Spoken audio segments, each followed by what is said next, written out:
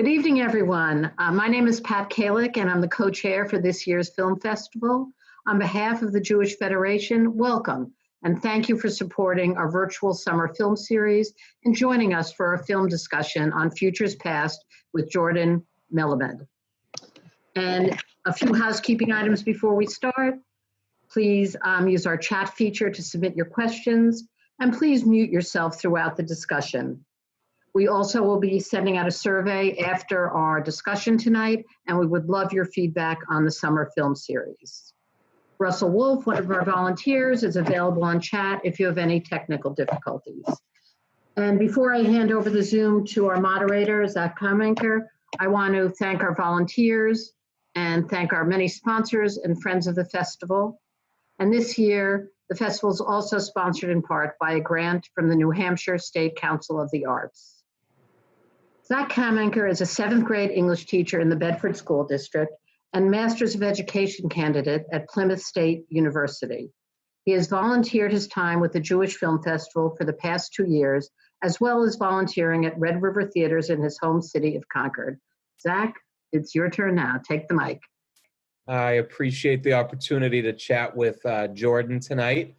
So I will introduce him before we get started with the discussion. So Jordan Melamed, who directed Futures Past, spent 12 years in the Chicago trading pits before attending the American Film Institute in Los Angeles. His thesis film, A Corner in Gold, won the Student Emmy for Drama from the Academy of Television Arts and Sciences, and it played at Kodak's Emerging Filmmakers Showcase at the Cannes Film Festival. His first feature, Manic, starred Joseph Gordon-Levitt, Zooey Deschanel, and Don Cheadle, and told the story of a violent adolescent placed in a juvenile psychiatric facility against his will. It premiered at Sundance, played at Toronto and film festivals worldwide, and was released theatrically by IFC. Showtime bought the rights to create a TV series, and Melamed co-wrote the pilot with Davis Entertainment. Melamed wrote and produced 12, based on the best-selling novel by Nick McDonnell. 12 premiered as the closing night film at Sundance in 2010, was released worldwide. He is currently at work on other projects, and we are pleased to welcome Jordan Melamed to our discussion tonight.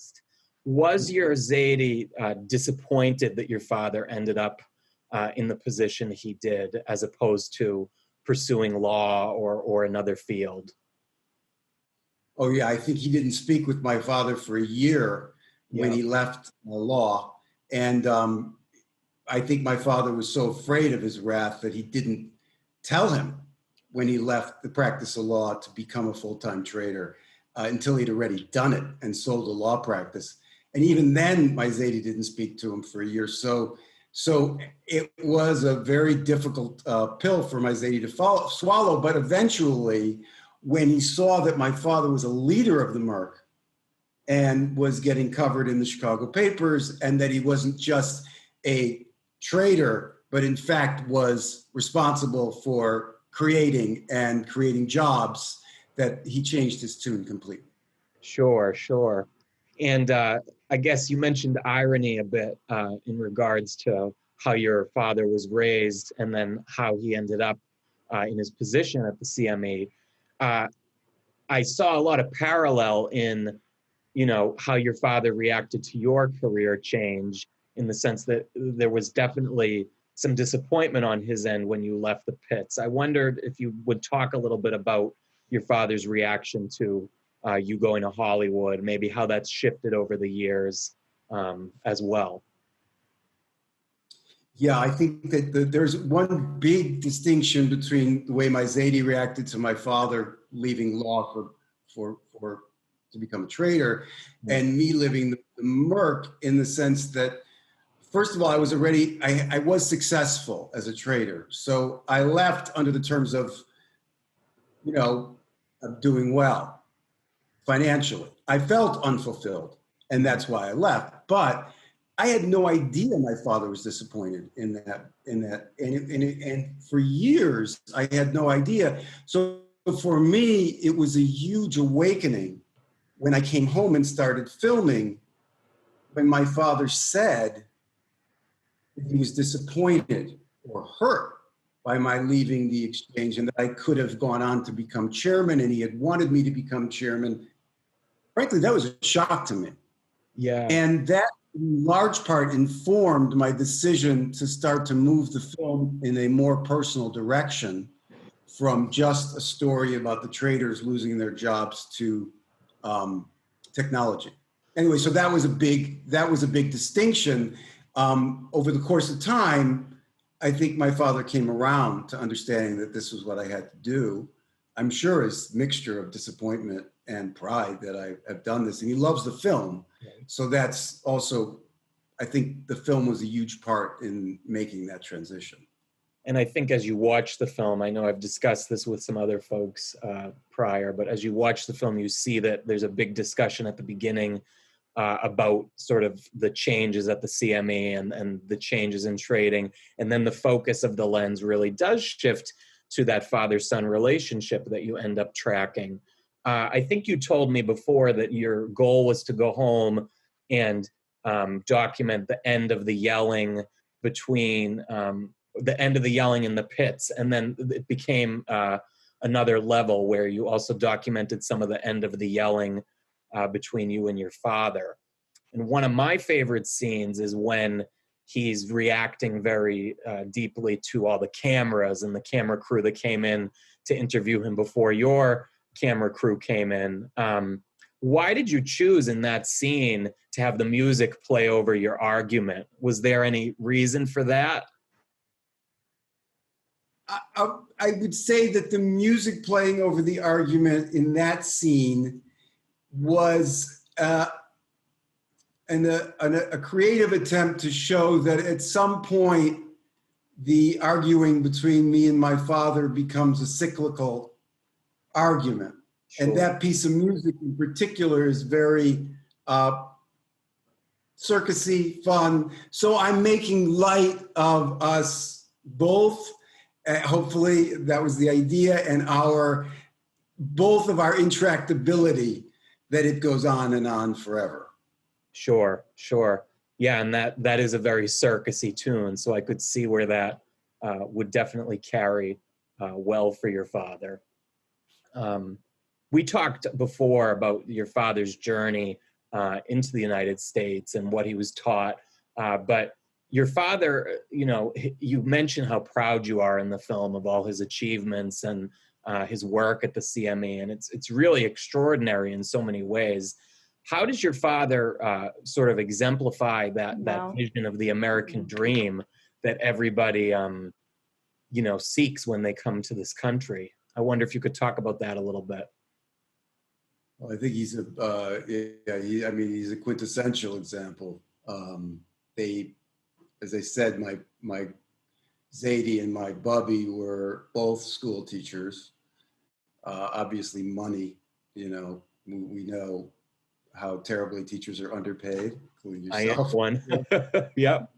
The value that they give to the kids, and so his, coming here as an immigrant, I'm sure he had some prejudice against him, and so for him to succeed at that level, and to in some way, I think the purest form of the American dream isn't just to succeed financially, but it's to make something, to change something. Right. And I think that twice in his life, at least, my father changed the financial world. Sure. First, by introducing foreign currency futures, which opened the door to all of the derivatives that we now have that are central to the economy. And then secondly, by pushing for electronic trading, which, for better or for worse, obviously for better for the Chicago Mercantile Exchange, became the revolution that he saw long in advance. And I think that there were others, but to be able to do those things, I think that is a big part of the American dream. Absolutely. I'd wonder if you could talk a little bit about your time at the Chicago Mercantile Exchange. I know you said in the film, you had a lot of success with the CME, and it was hard for you to leave that environment. Tell me a little bit, tell the audience too, about your time there. Did you find it exciting, or did you grow tired of it? What was it like for you in the pits? Oh no, I mean, I loved it. Mm-hmm. I think it's the kind of thing that is so it was so wonderful because, well, first of all, when you're 21 and you're making big money, I mean, obviously that's a seductive thing to do at that age.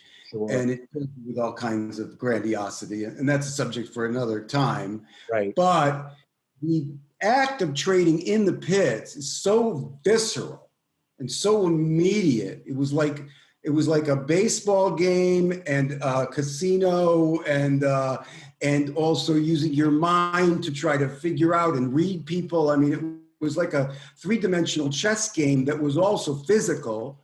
And it was just exhilarating beyond belief. And when the closing bell would ring and you'd go home, life felt empty. Like, well, what happened to that rush? Right. It's not gambling per se, because you can figure it out if you're good. Gambling is more a subject to chance, but it has that rush. And so, I loved it. The problem was for me that at the end of the day, I felt empty. Right. You know, I wanted something more. And I guess when I made a short film at a local college in the summer, just on a lark, not on any grand design to leave the pits, I fell in love with it so deeply. Sure. That was the beginning of leaving the pits. But I don't think, in terms of trading in the pits on a daily basis, it's something you never quite get over. I'll bet. I know. Also, one other thing about it was great, that you saw people at their core. Now, it's not war, but it has elements of war, and people get stripped away. So there's something really fascinating about seeing how people's personalities are exposed, and the people who are honorable and good, you know it. And then the people who are not, everything about you kind of gets revealed in the course of the pit. And having a great interest in psychology, which ultimately led to film, there was that element. Yeah, I appreciate your mention of the personalities, because I watched the film twice, and the second time I actually had the chance to share the viewing experience with my dad, who's, my relationship with my dad, I would say, is very different than your father's. But, that's not the subject here today. But we were talking about how it would just be so overwhelming to be in the pits. And I know some people thrive on feeling that way, but you do see the personality traits and just that warlike characteristic you mentioned, in a way, come out in certain regards. I'm wondering a little bit, and I'll start to get to some questions we have popping up in the chat. We've had some really good ones.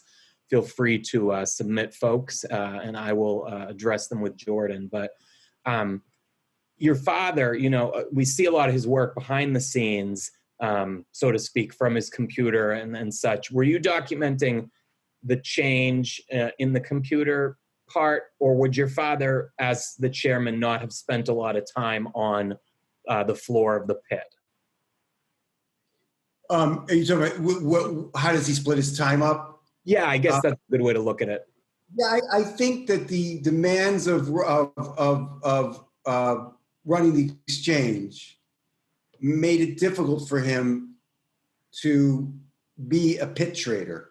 Right. So he started to trade from an office long before computers came on, and for just for the reasons of running the Merc, and so he didn't spend much time on the floor. In fact, I had to convince him, to come back down on the floor, because he didn't.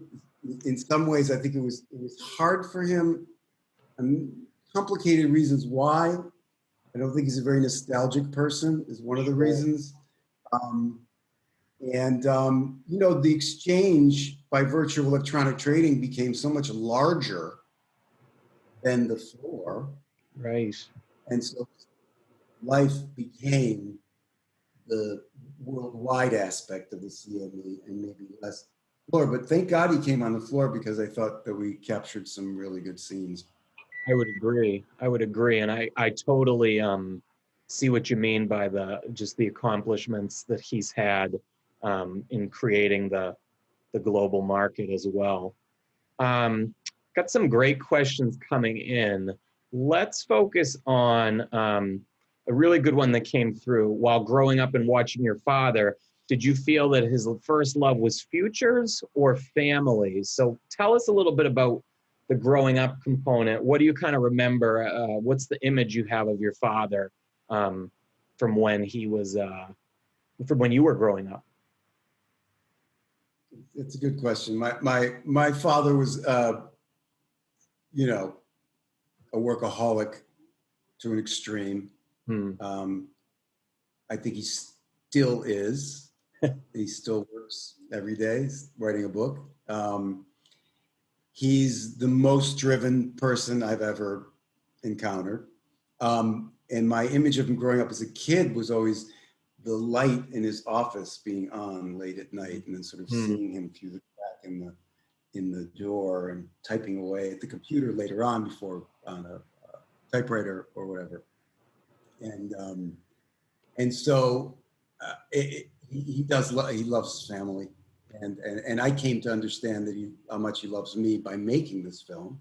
Sure. But yeah, I mean, that was a battle growing up. I mean, and I don't think I don't know that I conceptualized it fully, but there's no question that, it would have been great to have my father around more. And I know a lot of people make those choices. I've made some of those choices with my daughter in film. It's hard. Yeah. So yes, he loves his family, but I like to say, but the mothership is the CME. Yep. Yeah. Or both. Absolutely. What you say reflects what we see in the film in a lot. Very loyal to his family. So speaking of your family, we have a great question. The only mention of your sister is when your dad mentioned she gave up her law career to raise her children. Does she have a relationship with your father, your sister? And is it just the two of you? No, there's my sister, and I have a younger brother, and I didn't include them. And it's one of the few regrets I have. I probably should have pushed my sister harder. I did ask her to be interviewed at one point. I wish I'd pushed her harder. I have very few regrets about it. And I don't know if she would have agreed ultimately. Sure. But the irony is, of course, that my sister and my father never had, they've had their conflicts, but they never had this kind of battle that for me and my father was throughout our lives, until after this film, when it softened. Mm-hmm. But up until the film, the battle had gone on at such a high level, and not with my sister. And of course, there are many reasons for that. There's she's a woman, I'm a man. I mean, there's a lot of different reasons, but she has a different personality than me. She was the firstborn. Yeah.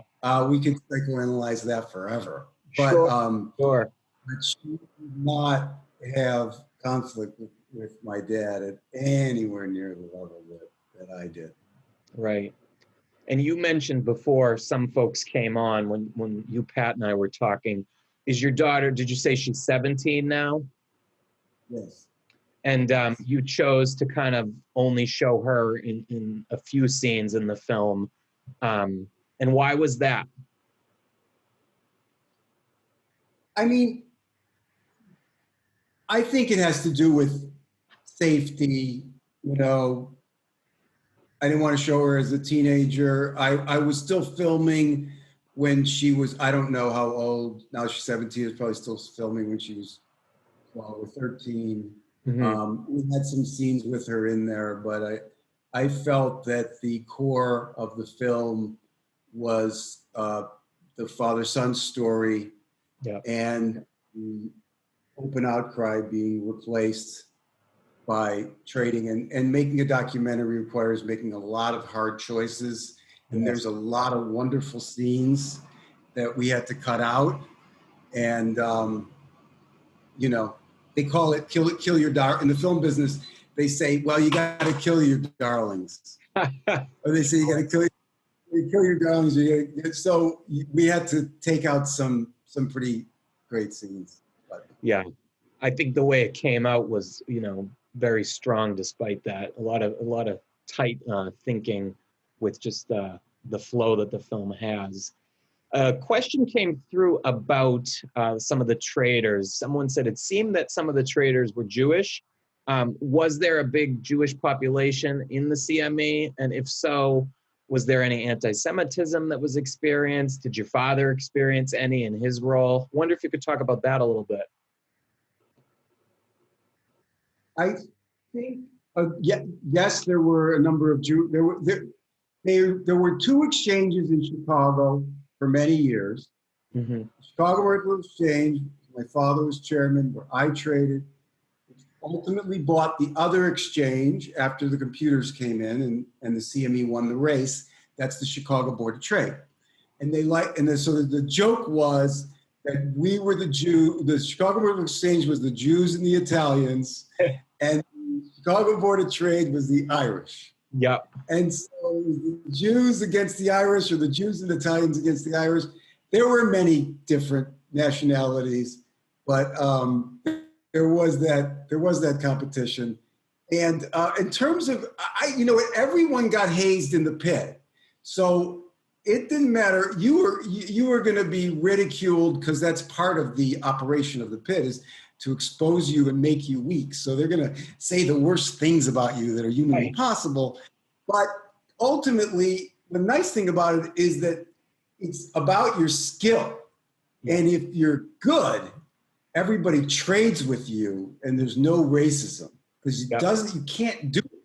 So if you don't like Jews and the Jews, you got to trade. You got to make a living.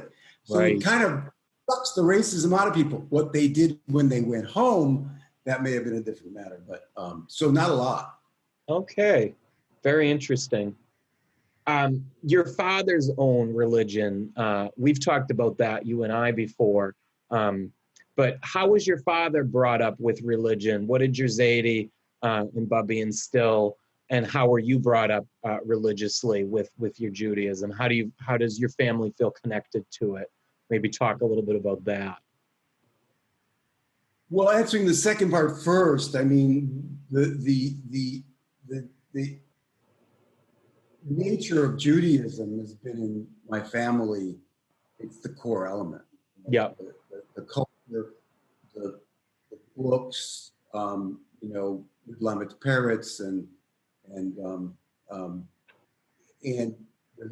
so the holidays have always been very important, and the culture and the lore and the feeling of a sense of morality and how you treat everything stems from that, but not the religious part.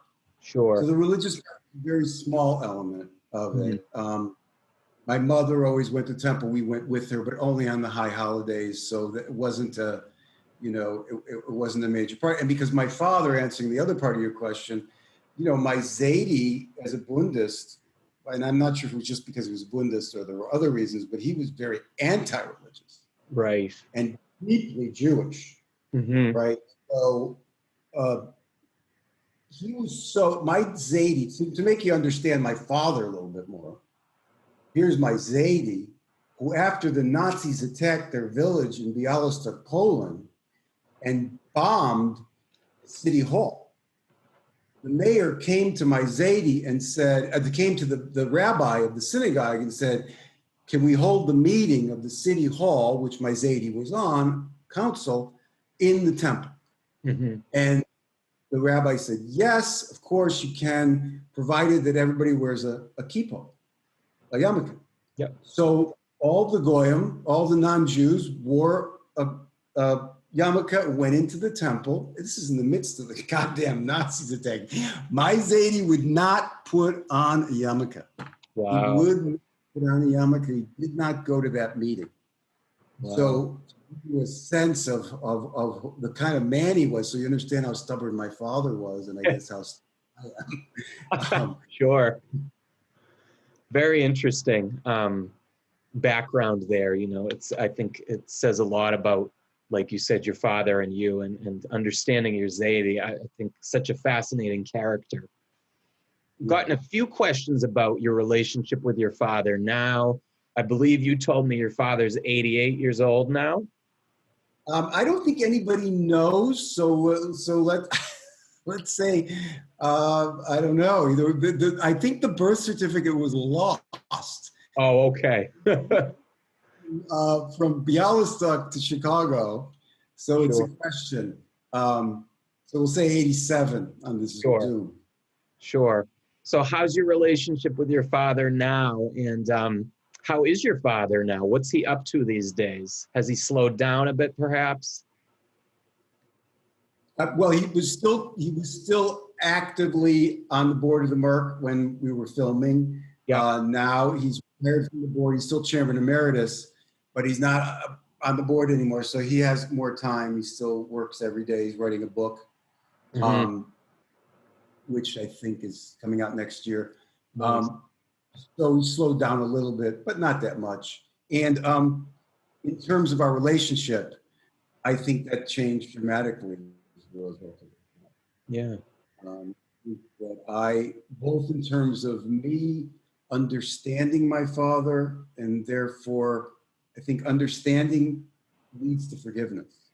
Yeah, The problem in many conflicts is ignorance makes anger.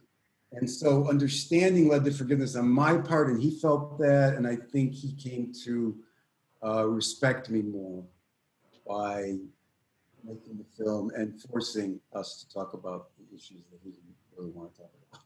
Sure. He's always saying, well, you can't, you shouldn't talk about this on camera. Right. That was what he always said. Yeah, we can talk about it when you turn the camera off. But the fact that if we turn the camera off, there would have just been screaming by both of us that wouldn't have gotten anywhere. Right. So, right. And to his credit, he came around to it. Yeah, he does seem to come around in many ways. Gotten some questions as well about Bialystok and your father's trip there that you ultimately did not go on. How did that play out, that situation? Do you have plans to go to Poland in the future? I've gotten a couple questions about that. So tell us a little bit about that. It's one of those tough things. Yeah, I'm trying to get him to go. Mm-hmm. Trying to go. And hopefully that's going to happen in the near future. Why I didn't go at the time, it has to do with a lot of things, but I had a big project, and Hollywood has a way of making you feel that things are imminent. It's sort of the core nature of Hollywood is to make you think that if you make a move at the wrong moment, big break, big film, my next feature is going to fall apart, and you can't leave right now because you got to give this presentation, you got to give that. And retrospect, I should have said, we're off. This is important. Right. Obviously, I learned a lot by not doing that. But I didn't want to get into all the specifics, but there was a project going on that I thought was about to break. Yeah. Well, and listening to sort of your big break with Manic, and then some of the struggles from there, definitely highlight that that mentality that Hollywood can suck you in, I'm sure. Gotten a few really great questions about the CME a little more and the floor. Some folks have been fascinated by the colors on the jackets, so the different colors. I know you wear the red when you go out there. What do the colors represent? Do they have anything to do with the trading companies, different roles within the pit? Would love to hear a little bit about that. Yeah, the Cocos are fascinating. It started very simply, initially, it was in the, I believe in the 60s and 70s, even into some, maybe even into the 80s, when I traded.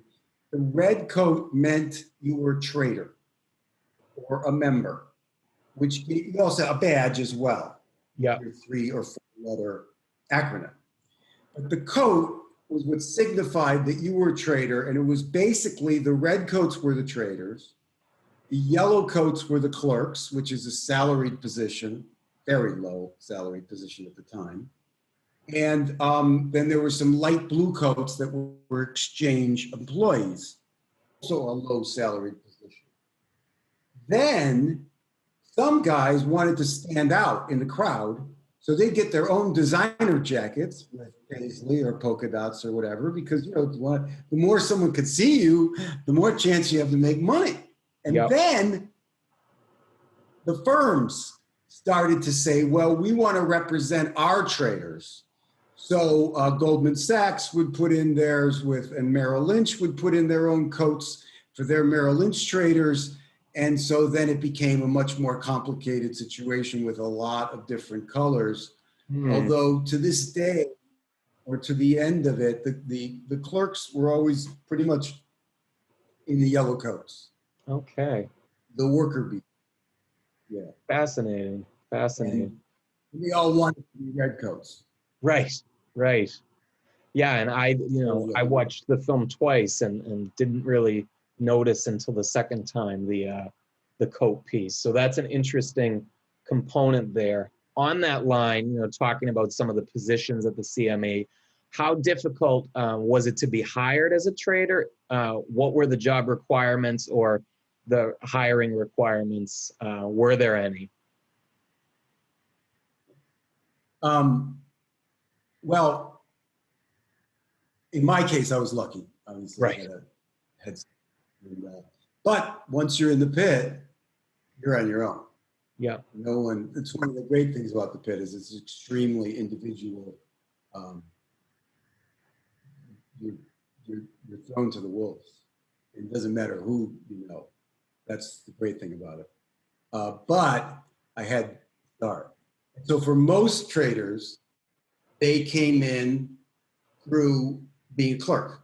And that's why you work for the low salary and get yelled at a lot and suffer a lot of somewhat abusive language because you're hoping that your trader will give you a membership, rent you a membership to trade, and stake you with a certain amount that you will pay the trader back with a profit and then go off on your own. And so the rite of passage the main rite of passage was clerk to trader. And also because Chicago was a company town of traders, the same way Los Angeles is for Hollywood, everyone knew about it. And if you were growing up there and you were a blue collar, in particular, you would hear stories about people who came from nothing who made crazy money. And because of the nature of the pit, it required instinct was more important than intellect in many cases, or certainly in the mix. And so that leveled the playing field. You didn't need to go to the Wharton School of Economics to be a good trader. In fact, it could screw you up because if you think too long about the trade, someone else got it, someone from the neighborhood. So it was a kind of a remarkable world. Of course, now with electronic trading, it's just the rocket scientists, doing it. So that's too bad. Interesting. A few people have asked about your father's approval of the film. So there's a mention a couple times in the movie that he, has an approval stamp he wants to put on the film. Did he review the film? Did you watch it with him? How does he feel about it now, all these years later? Because I know you started filming it in 2007. So what's your father's reaction? Well, that was a process. So first of all, I do say in the film, my father does say in the film, remember our deal, something, something, over my dead body. Okay, I never took that seriously because I was making my film and nothing was going to stop me. And I knew that when push came to shove, my father loved me. And then at the same time, I did honor it. I showed him the film. He made comments. At one point, early in the process, he did ask for one scene to come out for a very specific reason that had to do with government information. Great scene. But I took it out. Yeah. I took it out because it was about government information. I didn't want to harm him. Later on, he asked for the scene where he walks out of the library to be taken out of the film. Yeah. And honored him by trying. Me and my editor worked to try. But we felt that the movie required it, that it was a big part of the story. It was a big part of the structure of the film. And I worked very hard to create a film that showed how much I love my father and honor him, at the same time tell the truth about our relationship. And you make a lot of decisions, but ultimately those were my decisions. And yeah. So Okay. But he loves the film now. He loves the film. I think the first time he saw it was hard. He saw it with an audience. Yeah. Finished film, he saw with an audience. I think that's hard. It's hard for an actor. Oh, yeah. To see with an audience. But as he saw it more and more, I think he definitely came to love it. He talks about it all the time. Absolutely. Yeah. Great. So, yeah, he warmed up to it over time, understandably so. One of the things I wondered that has come through in the questions a little bit as well, what types of audiences have seen the film? Because when I was watching it, I noticed it had a 2016 copyright on it. So what types of audiences have seen it? When did you first release it and such? What was the process for that? Well, thanks for asking that. So first of all, I want to take this opportunity to ask everyone on the Zoom and anybody who may have seen the film because of the link, because of the festival, to please go to our website, which is futurespastmovie.com. And if you don't know, I'm sure the festival still lists the website for people to remember. And you can sign up on our list because we are going to be releasing the film commercially. And we're going to be doing a crowdfunding campaign to raise the funds necessary for commercial release. The problem is we don't have the rights to the music. We have to pay for that. There are other costs of releasing the film, even though we have a distributor. But in the modern era, having a distributor and necessarily having the cost to release the film are not exactly the same thing.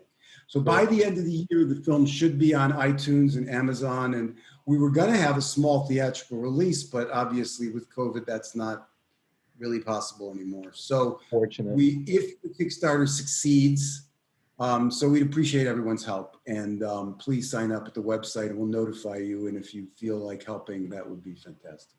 And Pat Kalick, one of our chairs, just put it in the chat for folks, the link to the website. The other question that's come through a few times now that I'd also like to know more about, were traders in the pit able to transition to electronic trading? Did they have to change professions when everything changed? What did it look like? I mean, you have those images that are so stark of the floor just so empty, but what did it look like for people? Some of them had been trading for, 30 to 40 plus years. So I'd be curious what it looked like. Yeah, I think it's very sad because the truth is that the qualities of an electronic trader, which I alluded to some extent, are engineering degrees and super mathematical minds, and the qualities of a pit trader are very different. They relate much more to math is important, but the sounds you hear, the physical nature, and they couldn't make the transition to the silence. Right. And So those who did not make a lot of money and were still struggling, you can go around Chicago now and you see a trader and he's working at Home Depot. You see another trader and he may be your Uber driver. So it really was really cool for those who did not really succeed in the heyday. They've had a tough time because very, very few of them were able to make the transition to the screen. Wow. I tried. I tried during the filming of during making the movie. I tried because I thought maybe, well, I'll make the movie and I'll make a little gelt also. Yeah, no, yeah. I did not.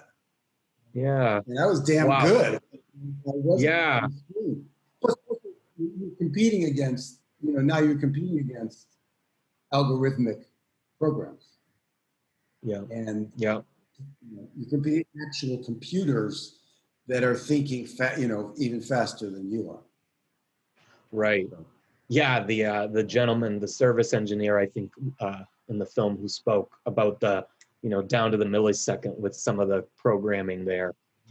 Someone notes it was terrific. You had different people explain the hand gestures. I thought that was fascinating as well. Just how to communicate on the floor. As somebody who's very interested in language, that was key to me to understanding how to go just beyond the regular yelling.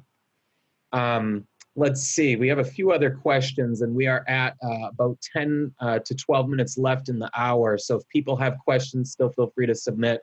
But another question that came through was, considering that you documented the end of an era, really, did your dad see the value of that aspect of the film? Did he appreciate the fact that you came to sort of show the world what had gone on at the CME and what the change looked like? I could see where he might have appreciated that aspect. Yes. The problem came when the film transitioned to be more than that. But it did start out as, I'm interested in capturing and documenting this remarkable world, and before it's gone. And so be a document that would capture the end of an era, and it is. And I think he's very proud that it's probably the best depiction of trading that's ever been done. And a lot of people have said that.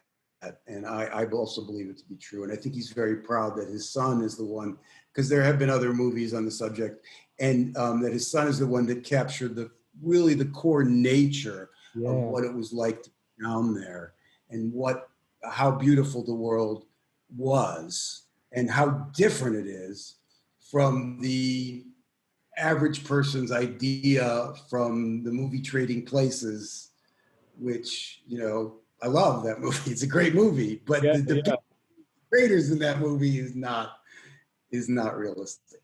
Right. Yeah, and realism, of a documentary. That's such one thing that I've missed as movie theaters have been closed, is seeing really great documentaries in these great spaces like indie theaters, so people can talk like we're talking now. So to be able to have this discussion with, up to 60 participants tonight has been, for me, and I'm sure for many others, really, really wonderful. Tell us a little bit about your future film projects. Are you working on anything right now? I know you said before some folks got on, but did you say you were working on a TV series? What else is in your plans right now? Yeah, I'm working on two things. One is a smaller independent film. It's the story of a woman who discovers via a DNA test that her son takes at school that she has a brother she never knew. And she goes on in search of her family and her father, who she never knew. So as you could probably tell, I love father and son stories. Sure. And this is from a woman's point of view. I'm very excited about it. It's great that it can be made for, we could probably make the film for a couple of $100,000, which isn't nothing, but it's very small. by movie Sure. standards. So and if I can get a good actress, of which there are so many, play the role, it's the kind of film that I can get made without doing too much of the apparatus of Hollywood. So that's exciting. That is exciting. And I'm working on a television series that's actually based in the world of trading in the 1980s. Yeah. About a woman in the center of this world. True story about a woman in the center of the world, which is also exciting. So both female perspective, because too many stories. There's been too many stories about men already. We're done. So, but this is a remarkable story because she actually did, took on the men and succeeded. Fascinating. So it's always a long shot because TV shows are hard. So I'm working on something that is very large in scope and something that I can really get my hands around and move forward by myself. And so that's exciting. Good for you. That's really wonderful. And both of those sound like great projects. And I'm with you. The more female perspectives we can get on some of these stories, the better. So I would be fascinated to see what comes of that TV series from a female perspective, because in futures past, we got a lot of the male perspective as well.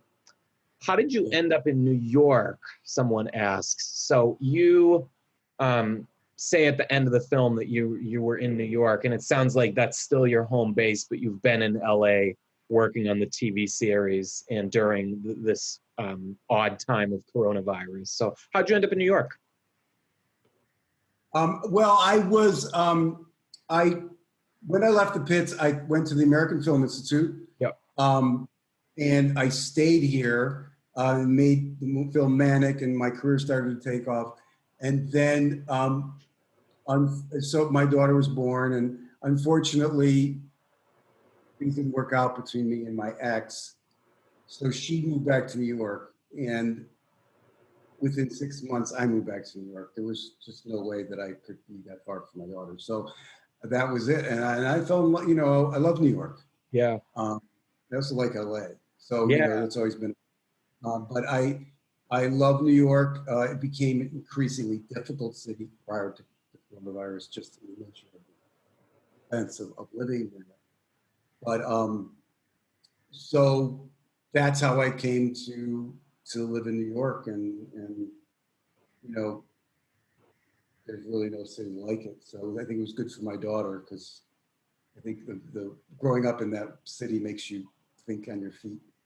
Yeah. Because of well, and I know it must be hard to be apart from her right now due to the virus. It must be hard to, your parents are in the Chicago area too, so it must be hard to be separated from your family. I know it's a challenge for a lot of people who are right now feeling isolated. So, we can all hope that for our next New Hampshire Jewish Film Festival, we're able to have guest speakers who can travel to see us, and the virus will be better under control and people can see their families. But we have a few more minutes here. So if anybody wants to submit a last minute question, feel free. I have a few more for Jordan before we sign off for the evening. I'll probably turn the floor over to Pat before we do, but we've gotten a few really nice comments from people. The film did a fantastic job showing how your relationship with your father transforms. An excellent film on so many levels. Documented a bygone era. Very fascinated by that.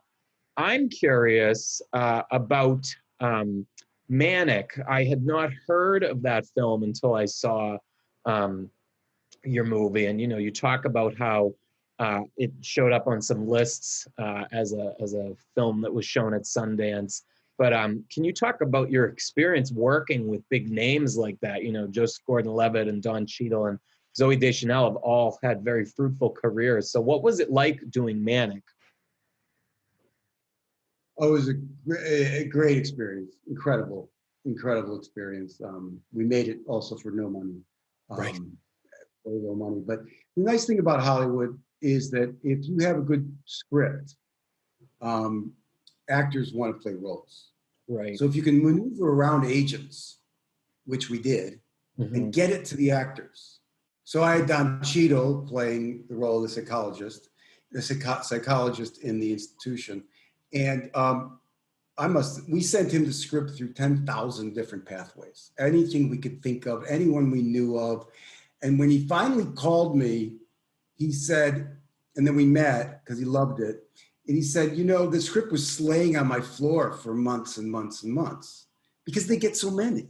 Right. And so you just have to get an actor to read your script, and actors really want to inhabit fascinating roles. So it was great to get Don. And then in terms of Zoe and Joe, I mean, I feel very proud that I helped launch their careers. Absolutely. That was both of their first roles. Yeah. So it's, I feel great about that. Well, and to be speaking to the person who launched their careers is quite an honor as well, because they certainly stand out in my book as strong actors of today's era. Yeah, Zach, we have 2 more questions and then, okay. Yes, I was just going to say, I'm going to loop the last 2 together. So regarding trading, because they're both about trading, was your father the one who taught you how to trade? And what specifically did you trade? Someone asked that, what did you trade? And said that they clerked in the New York Gold Exchange around the same time you did. So what did you trade, and did your father teach you, or did you learn from others? It's a good question. My father taught me somewhat osmotically, because I would hear him trading in his office, sometimes at home, or I went down to the office. He had a speakerphone on his car before anybody, when it was very early. So I always heard the flow of the numbers. And he would talk sometimes about the lessons of trading. And I mentioned them in the movie, never add to a loser. The trend is your friend. So in some way, I had a deep understanding of the world. And then in high school, I started working down there as one of those people who were employees wearing a blue coat and recording the prices.